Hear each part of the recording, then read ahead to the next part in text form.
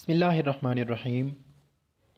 आज हम जो शॉर्ट स्टोरी डिस्कस करने वाले हैं वो रेमन कावर की लिखी गई एक शॉर्ट स्टोरी है जिसका नाम है एलिफ़ेंट। एलिफ़ेंट का मतलब होता है हाथी। ये दरअसल जो टॉपिक है या इसका जो ये नाम रखा गया इस शॉर्ट स्टोरी का एलिफ़ेंट, वो एक सिंबल की वजह से रखा गया, एक सिंबल के तौर पे रखा गया है। अगर हम इस शॉर्ट स्टोरी की समरी की बात करें तो इस कहानी का जो हीरो है, जो इसका प्रोटोगनिस्ट है, वो एक बहुत मजबूर किस्म का शख्स है। वो दिन रात काम करता है, दिन रात मेहनत करता है, लेकिन उससे जो वो पैसे कमाता है उसमें से जो है ना, सबसे पहले तो वो उसे अपनी माँ को उसे कुछ पैसे भेजने होते हैं। अपनी माँ के बाद उसकी एक जो है ना बीवी है जिसको उसने तलाक दे दी थी, उसके साथ एक जो है ना बीवी को भी उसने पैसे भेजने होते हैं।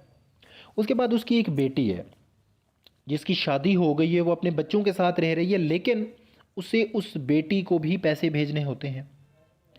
उसके बाद उसका एक बेटा है जो कि कॉलेज का स्टूडेंट है, उसे अपने बेटे की भी तमाम ख्वाहिशात पूरी करनी होती हैं। और इसके साथ साथ उसका एक भाई है, उसका भाई भी जो है ना वो उससे $1000 उधार मांग लेता है। वो खुद फटे पुराने जूते उसने पहन रखे होते हैं, वो अपने नए जूते लेना चाहता है, लेकिन इन सारी मजबूरियों की वजह से उसके पास सेविंग्स ही नहीं हो पाती कि वो अपनी ज़रूरियात पूरी कर सके। वो इतना इन सारी चीज़ों से इतना तंग आ जाता है कि वो ये तमाम तर जिम्मेदारियां तर्क करने का सोचता है। वो ये कहता है कि अब वो किसी और के लिए काम नहीं करेगा, बल्कि अब वो थोड़ा सा काम करेगा और अपने आप पे तवज्जो देगा। वो अपनी माँ, अपनी बहन, अपनी बेटी, अपनी बीवी, अपने बेटे, अपने भाई, वो किसी की भी हेल्प नहीं करेगा। तो ये सोचते ही वो क्या करता है कि जब वो रात को सोता है तो वो एक ख्वाब देखता है। वो एक ख्वाब के अंदर क्या देखता है कि उसका जो बाप है, उसका बाप एक हाथी के रूप में है उसके ख्वाब के अंदर, और उसके बाप के ऊपर बहुत सारे लोग सवार हैं जिनमें से एक वो भी है।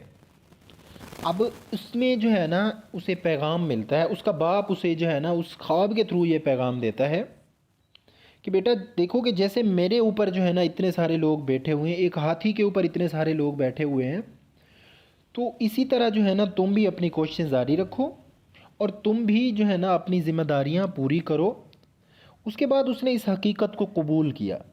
ये ख्वाब देखने के बाद उसने इस हकीकत को कबूल किया कि ये सारी जितने भी लोग हैं, जितने भी उसके डिपेंडेंट हैं, उस पर इन्हिसार कर रहे हैं, उनकी ज़िम्मेदारी उठाना उसका फ़र्ज़ है। वो इस हकीकत को कबूल कर लेता है और अगली सुबह वो अपने दोस्त के साथ गाड़ी में बैठ के फिर दफ्तर जाने को तैयार हो जाता है। और फिर गाड़ी अपने दोस्त को फिर वो बोलता है कि गाड़ी तेज़ चलाओ, हम जो है ना दफ्तर जाने से लेट हो रहे हैं। तो यहाँ पे हमारी स्टोरी ख़त्म हो जाती है। तो इसके बाद अगर हम बात करें इस स्टोरी के थीम की, तो इस स्टोरी के थीम में जो सबसे पहला थीम हमारे पास आता है वो है स्ट्रगल। हमने देखा है कि कहानी का जो प्रोटोगनिस्ट है या कहानी का जो हीरो है, वो जो है ना दिन और रात स्ट्रगल के अंदर है। वो बहुत सारा पैसा कमाता है, लेकिन उसमें से उसके पास इतनी भी सेविंग नहीं होती कि वो खुद के लिए नए जूते ले सके, वो खुद के लिए नए कपड़े ले सके, या उनमें से कुछ भी वो अपने ऊपर खर्च कर सके। वो जितना भी पैसा कमाता है उसमें से जितने भी उसके डिपेंडेंट्स हैं, उसकी माँ है, उसका भाई है, उसकी एक्स वाइफ है, उसके चिल्ड्रन हैं, उसकी बेटी के चिल्ड्रन हैं, उसका अपना बेटा जो कि कॉलेज का स्टूडेंट है, तो वो उन सब को पे करने के लिए स्ट्रगल कर रहा है। उसके बाद अगर हम दूसरे थीम की बात करें, वो है डिपेंडेंसी। कहानी के अंदर ये हमने देखा है कि कहानी का जो हमारे पास हीरो है वो खुद कमा रहा है, लेकिन उसके ऊपर जितने भी डिपेंडेंट्स हैं लोग, उसकी माँ है, या फिर उसकी बेवा जो है उसकी तलाक याफ्ता बीवी है, या उसकी बेटी जो अपने बच्चों के साथ रह रही है, या उसका भाई है, या फिर उसका बेटा है जो कॉलेज का स्टूडेंट है, तो वो सारे क्या हैं, वो उसके ऊपर डिपेंडेंट हैं। वो अपनी ज़रूरियात पूरी करने के लिए कहानी के प्रोटोगनिस्ट पे या कहानी के हीरो पे डिपेंडेंट है। उसके बाद अगर हम नेक्स्ट इसके थीम की बात करें, तो नेक्स्ट इसका जो थीम है वो ख्वाब के हवाले से है कि जो ख्वाब जब वो देखता है तो ख्वाब के अंदर फिर क्या होता है कि वो उसको एक तरह से सपोर्ट मिलती है। उसका फादर, उसका बाप उसे ये बताता है कि जिस तरह से मैंने अपनी ज़िंदगी के अंदर ये तमाम जिम्मेदारियाँ पूरी की हैं, उसी तरह तुम्हें भी चाहिए कि तुम भी अपनी ज़िंदगी के अंदर ये तमाम ज़िम्मेदारियाँ पूरी करो। और इस ख्वाब से उसको सपोर्ट मिलती है, जिसकी वजह से वो दोबारा काम करना शुरू कर देता है। उसके बाद अगर हम बात करें थीम, तो ड्रीम इटसेल्फ एक थीम है इस स्टोरी का, क्योंकि हम देखते हैं कि ख्वाब देखने से पहले तो वो अपनी तमाम तर जिम्मेदारियां बिल्कुल पूरी तरह से तर्क कर चुका होता है। वो ये अहद कर चुका होता है, वो ये फ़ैसला कर चुका होता है कि अब के बाद जो है ना वो बिल्कुल भी कोई काम नहीं करेगा, उसके जितने भी डिपेंडेंट्स हैं वो उनकी मदद नहीं करेगा। लेकिन जब वो ये ख्वाब देखता है तो ख्वाब देखने के बाद क्या होता है कि उसको उसकी जितनी भी सारी पुरानी चीज़ें होती हैं, या वो ये सोच चुका होता है जो चीज़ें तर्क करने का, तो वो उन सारी चीज़ों को छोड़ के वो फिर से जो है ना उनकी हेल्प करने के लिए तैयार हो जाता है।